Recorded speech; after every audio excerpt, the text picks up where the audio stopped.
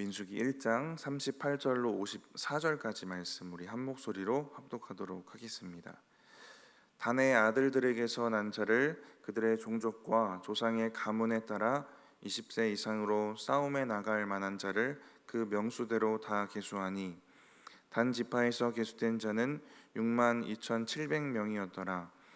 아셀의 아들들에게서 난 자를 그들의 종족과 조상의 가문에 따라 20세 이상으로 싸움에 나갈 만한 자를 그 명수대로 다 계수하니 아셀 지파에서 계수된 자는 4만 1,500명이었더라.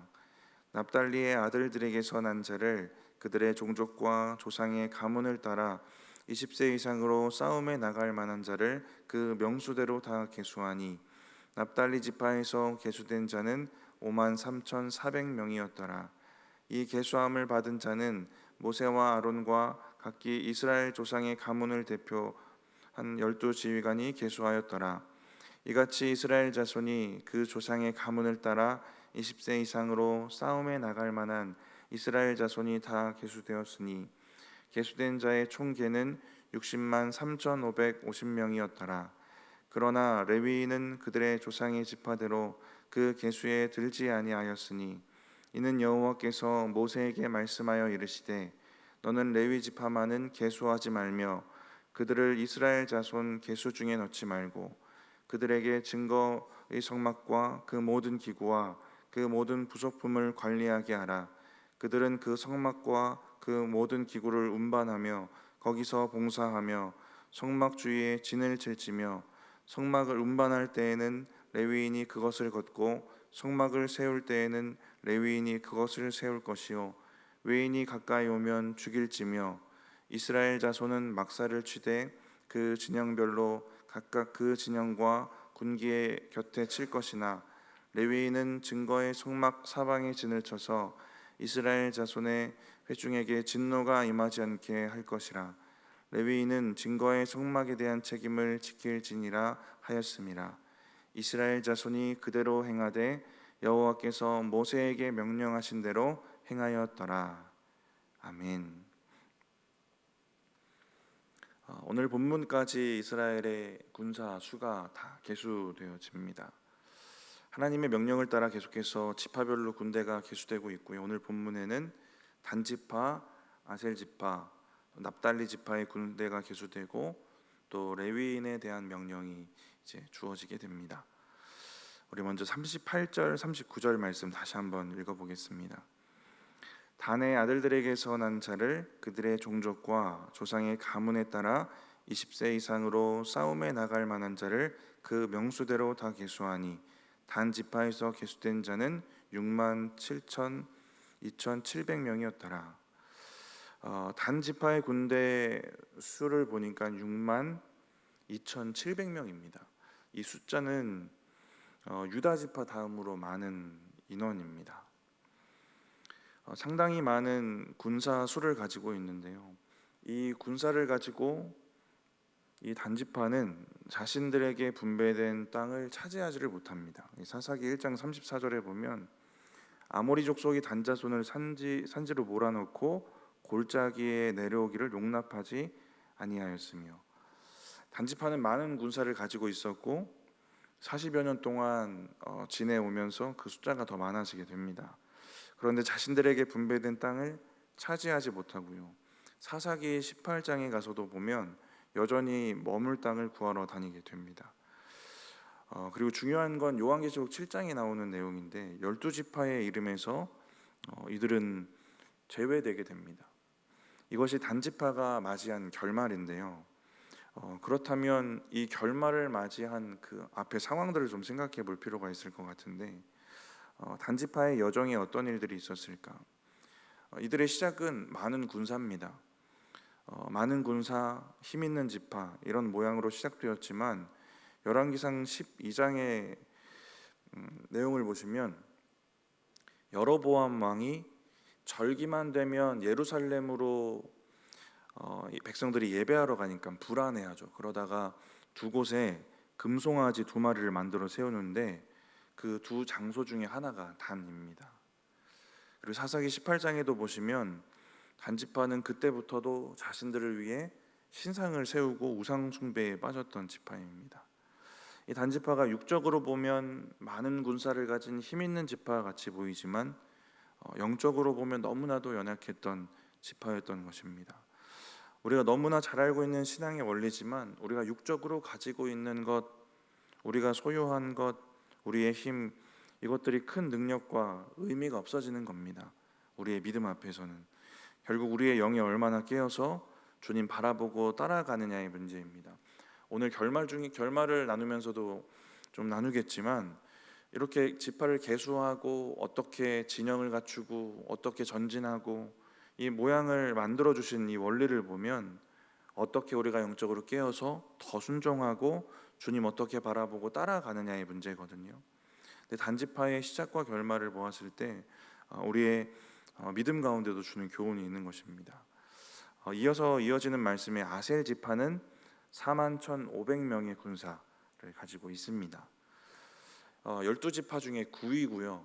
그런데 40년이 흐르고 나니까 이제 5위가 됩니다. 많이 성장했어요, 이 군사 숫자가. 그리고 야곱을 통해서 예언된 것처럼 풍성한 성장과 또 비옥하고 풍요로운 땅을 차지하고 정착하게 됩니다.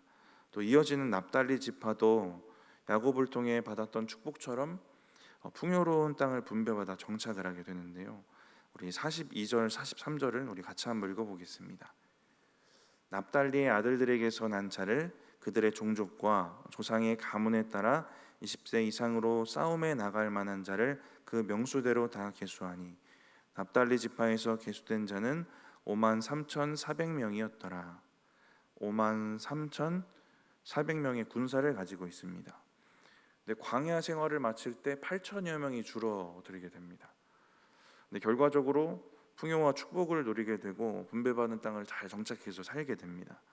이 납달리 지파가 분배받은 땅이 어디냐면 우리 예수님이 공생의 사역을 본격적으로 시작하셨던 갈릴리 그 지역입니다. 갈릴리 호수 서쪽 땅인데 이곳은 그때도 그렇고 예수님 당시도 그렇고 곳곳에 샘물이 터져서 기름지고 풍요로운 땅입니다.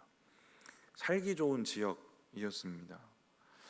이러한 군사력 그리고 이들이 차지했던 땅 이런 부분들을 좀 생각해 보면서 본문에 나와 있는 세 지파의 군사력의 그 처음과 그 중간에 그 모양들이 어땠는가, 숫자가 어떻게 되었는가를 좀 보았는데 다 다른 모습입니다. 단지파처럼 많은 군사를 가지고 있는 상황도 있고 아셀 지파처럼 군사의 숫자가 9위에서 5위가 됐는데 30%가 증가했거든요. 엄청나게 많아지는 상황도 있고 납달리 지파처럼 군사의 숫자가 오히려 줄어든 상황도 있습니다. 근데 이 각 지파의 군사의 많고 적음, 이 숫자가 증가하고 감소하는 것, 이것과 이들이 누린 땅의 축복은 큰 상관이 없었다라는 것을 알 수 있습니다. 세상 사람들은 땅에서 누리는 축복이 자기의 능력이라고 생각합니다. 자기 가지고 있는 거. 우리도 믿음이 있지만 우리가 얻는 것, 우리가 누리는 것, 우리의 능력이라고 생각하는 마음들이 틈탈 때가 있지 않습니까? 결국 그러면 우리에게 주어진 것이 내 것이라고 생각하고 그 가운데 은혜의 근원이신 우리 하나님을 또 바라볼 수가 없게 되는 것입니다. 우리에게 하나님을 향한 믿음이 있으면 내가 가진 것, 땅에서 누리는 것, 이 모든 것의 근원에 하나님이 자리하고 계시는 것입니다. 오늘 본문의 군사의 숫자를 계수하는 모습과 또 이 숫자와 상관없이 이들이 누린 축복과 또 그 모습들을 보면서 이 축복의 근원, 이 은혜의 근원에 하나님이 계시구나라는 것을 우리가 알 수 있습니다. 납달리 지파를 한 번 더 좀 생각해 보면 이게 정말 하나님의 은혜구나라는 걸 알 수 있는 것은 납달리는 라헬의 여종 빌하의 막내 아들입니다. 이 상황들을 다 열거해 놓고 보니까 정말 보잘것없는 혈통이에요. 그 가족 중에서는 라헬은 레아의 동생이고 야곱의 둘째 아들이고요. 그리고 그녀의 여종 빌하입니다. 그리고 그 아들 중에서도 막내예요. 혈통이 중요했던 시대에 납달리는 형제 중에서도 좋지 않은 혈통을 가지고 있습니다. 그럼에도 이들이 축복을 누렸다는 것은 이 축복의 그 주권이 하나님께 있다. 이 축복의 근원이 하나님께 있다라는 것을 알 수 있습니다. 이렇게 하나님의 그 주권 아래 은혜라는 것이 있기 때문에 우리도 구원을 얻은 것입니다. 아무 자격이 없고 갚을 능력도 없지만 하나님께서 우리에게 은혜를 주신 것입니다. 이 은혜의 원리가 이스라엘을 부르시고 세워가시고 이 구속의 역사를 이뤄가시는 가운데 지속적으로 드러나고 있는 것입니다. 우리가 가진 것, 우리의 공로, 우리의 혈통, 이 모든 것과 상관없이 그냥 주권적으로 주시는 은혜, 그냥 값없이 허락하시는 은혜다라는 것, 이러한 은혜가 저와 여러분에게도 있는 줄 믿습니다. 납달리 지파가 누렸던 이 축복, 이 의미를 조금 더 깊게 생각을 좀 해보면요, 납달리 지파가 아버지 야곱을 통해 받은 축복이 있습니다. 그리고 납달리 지파가 지나온 역사가 있거든요. 이것을 좀 되짚어 보면 이들이 누렸던 축복의 의미를 좀 명확하게 알 수가 있습니다. 먼저 야곱이 어떻게 납달리를 축복하냐면 창세기 49장 21절에 납달리는 노인 암사슴이라 아름다운 소리를 바라는도다 라고 합니다. 이 노인 암사슴이라고 했는데 이 노이다라는 단어는 노이다라는 의미인데요, 속박에서 벗어나게 하다라는 의미가 있습니다. 더 구체적으로는 그러니까 노인 암사슴은 속박에서 벗어나 자유로운 사슴이에요. 속박에서 벗어난 상태의 축복을 받았다는 것은 1차적으로는 그 역사 상황 가운데 전쟁이 많았던 시기이기 때문에 포로가 되거나 누군가의 지배를 받거나 이렇게 속박당하지 않는다라는 겁니다. 그러면 납달리 지파가 지나온 역사를 한번 되짚어 보면 이들이 분배받은 땅이 그 갈릴리 지역이라고 했는데 북쪽입니다. 북쪽 경계예요. 이방 민족으로부터 수많은 침략을 받을 수밖에 없는 지역이고 그런 침략을 받아왔고 열왕기하 15장에는 아수르의 침공을 받아서 실제로 포로가 되기도 합니다. 노인 암사슴이 아니라 속박당한 암사슴인 거예요. 그들의 역사의 흐름 속에서는. 그리고 지나서 이사야 선지자가 이렇게 9장에 예언을 하는데 납달리 지파에게 그들이 살고 있는 갈릴리 지역에 구원이 임할 것이다 라는 예언을 합니다. 그리고 마태복음 4장, 이제 마태가 이 이사야의 예언을 인용하게 됩니다. 마태가 이 이사야의 예언을 인용한 이유가 무엇일까? 이 예언이 성취되었다고 보고 있는 건데요, 근데 여전히 마태복음 4장의 상황은 속박당한 암사슴의 상황입니다. 여전히 외적으로는 매여 있는 상황이에요. 네, 마태가 본 것이 무엇이냐면 4장의 이 말씀을 인용할 때 이 상황이 언제냐면 세례 요한이 감옥으로 잡혀간 상황이거든요. 이때가 예수님의 사역이 본격적으로 시작되는 시기입니다. 마태는 이것이 예언의 성취라고 보는 거예요. 그래서 마태복음 4장에 이렇게 기록되어 있습니다. 스불론 땅과 납달리 땅과 요단강 저편 해변길과 이방의 갈릴리여, 흑암에 앉은 백성이 큰 빛을 보았고 사망의 땅과 그늘에 앉은 자들에게 빛이 빛이었도다 하였느니라. 흑암에 앉은 백성에게 빛이 비춰진다라는 겁니다. 이들이 여전히 육적으로는 속박에 매여 있더라도 마태는 예수님의 그 본격적인 영적 해방 사역이 시작됐다라는 것, 이것이 예언의 성취라고 보는 겁니다. 다시 야곱의 축복을 거슬러 올라가 보면 노인 암사슴이다, 속박당하지 않고 자유롭다는 얘기인데 이 납달리의 역사를 보면 전쟁과 속박의 연속입니다. 그리고 마태가 이 예언을 인용했을 때도 여전히 그런 상황이지만 이 마태는 그 영적 의미를 보고 있었던 겁니다. 나라로부터의 속박이 해방되는 것이 아니라 영적인 해방을 보고 있는 거예요. 예수 그리스도의 사역을 통해서 이제 죄와 사망의 권세에서 노임받는 은혜를 누리게 되는 겁니다. 그 역사의 시작점, 그 본격적인 사역의 시작점에 납달리 지파가 거했던 그 갈릴리 지역이 있었던 겁니다. 이 예언을 이사야가 했던 것이고 마태가 인용하고 있던 것이고 더 거슬러 올라가 야곱이 이것을 축복하고 있는 것입니다. 우리의 자격과 상관없이, 우리가 가진 것과 상관없이 누리게 되는 땅의 축복도 참 귀하고 소중합니다. 근데 이 납달리에 대한 얘기를 좀 보면서 이 땅의 축복을 누리는 것보다 그 땅이 어떤 땅이든지 우리가 단지파처럼 그 땅을 우상의 소굴로 만드느냐 아니냐, 이 문제가 또 중요한 것이고, 우리가 거하는 곳이 정말 죄와 사망의 권세에서 노임받은 정말 노임받은 암사슴처럼 자유를 누리는 그런 곳이 되는가, 이것이 중요한 것입니다. 그러니까 우리가 이 땅에서 머물면서 누리는 육적 축복보다 우리가 정말 바라보아야 될 것은 우리가 주어진 땅에서 얼마나 하나님 앞에 영적으로 깨어 있는가입니다. 우상이 아니라 하나님만 신실하게 바라보고 따라가고 있는가, 이것이 중요한 것입니다. 이러한 은혜가 저와 여러분의 삶 가운데 가득하기를 바랍니다. 나머지 말씀을 좀 보면 레위 지파에 대한 말씀인데요, 레위 지파만 특별한 말씀이 주어지게 됩니다. 우리 49절 말씀 같이 읽어보겠습니다. 너는 레위 지파만은 계수하지 말며 그들을 이스라엘 자손 계수 중에 넣지 말고. 전쟁을 위한 이 계수를 지금 하고 있는데, 이게 하나님의 명령이기도 하지만 이스라엘에게 정말 중요했던 이유 중에 하나는 이게 죽고 사는 문제이기 때문에 그렇지 않겠습니까? 근데 전쟁을 위한 소집에서 한 명이라도 아쉬운 이 상황에서 레위 지파가 제외됩니다. 잘 아시는 것처럼 먹고 사는 문제에 대한 노동에서도 제외가 돼요. 오직 하나님을 위한 그 일에 부르심을 받아 특별하게 구별된 사람입니다. 이런 구별의 특성으로만 보면 저와 여러분들, 이 성도들도 이와 똑같습니다. 각자의 자리에 특별히 구별되어 부름받아 하나님의 나라를 확장시키고 일들을 감당하는 그 성도들입니다. 이 특별한 구별, 이것을 우리가 특권이라고도 생각할 수 있지만, 오늘 이어지는 그 아래의 구절 다 읽진 않겠지만 쭉 보시면 누린 특권보다 책임이 강조가 되게 됩니다. 우리 53절 말씀만 같이 읽어보겠습니다.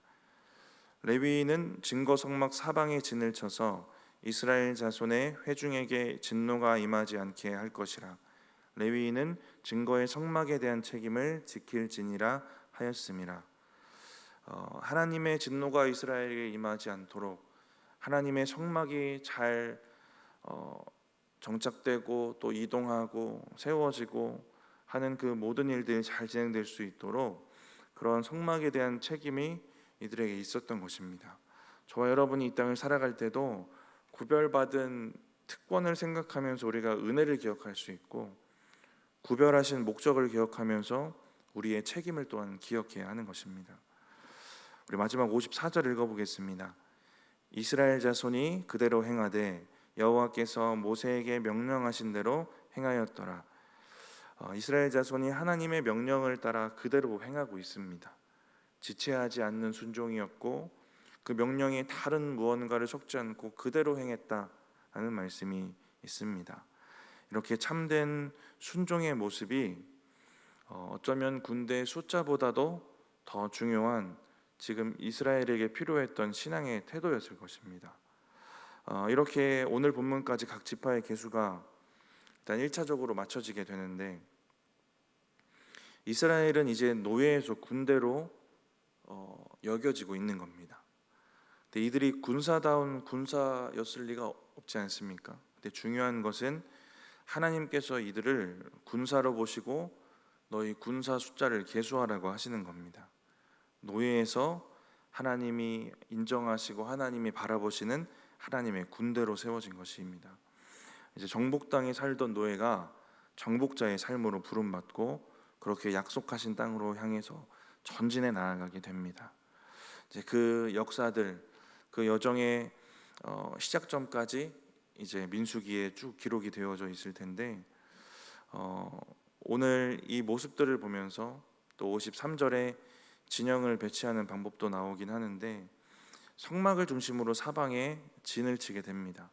이렇게 진영을 배치하고 또 행군하는 순서를 또 묵상해 가면서 어떻게 우리에게 주어진 땅에서 삶을 잘 살아내고 하나님 허락하신 것들을 정복해내며 승리하고 하나님 원하시는 그 목적지까지 우리가 다다를 수 있을까, 그 원리들을 알 수 있게 됩니다. 그 모습 속에서 발견할 수 있는 것은 우리 가운데 거하시는, 우리의 중심에 거하시는 하나님을 중심으로 간다. 또 한 가지는 우리 앞에 앞서가시는 하나님을 따라서 간다라는 이 원리입니다. 이것이 이 민수기에 기록된 군대의 계수와 또 진영의 그 모습과 그 이동하는 순서에 있는 그 믿음의 원리들입니다. 이 은혜와 이 원리들을 붙잡고 저와 여러분에게 주어진 삶에서도 또 믿음으로 하나님만 온전히 따라가며 승리하시는 저와 여러분들 되시기 바랍니다. 잠깐 기도하겠습니다. 하나님 감사합니다. 오늘 우리에게 허락하신 말씀을 통하여서 하나님 우리의 인생, 신앙의 여정도 생각하고 돌아보게 하시니 감사합니다. 하나님 단과 같은 상황도 있고 아셀과 같은 상황도 있고 납달리 지파 같은 상황도 있습니다. 하나님 우리에게 주어진 육적인 것이 어떤 것이든 무엇보다 우리가 기억할 것은 하나님의 은혜인 줄 믿습니다. 하나님만 바라보는 것인 줄 믿습니다. 하나님만 온전히 따라가는 것인 줄 믿습니다. 하나님 이 믿음의 원리를 기억하고 우리에게 허락하신 인생을 승리의 목적지까지 우리가 아름답게 다다를 수 있도록 주님 도우시고 함께하여 주시옵소서. 하나님 이 시간 주님 앞에 예물 드린 손길들 기억하시고 하나님 그들의 삶과 믿음 가운데도 축복하시고 응답하여 주시옵소서. 감사합니다. 예수님의 이름으로 기도드립니다. 아멘.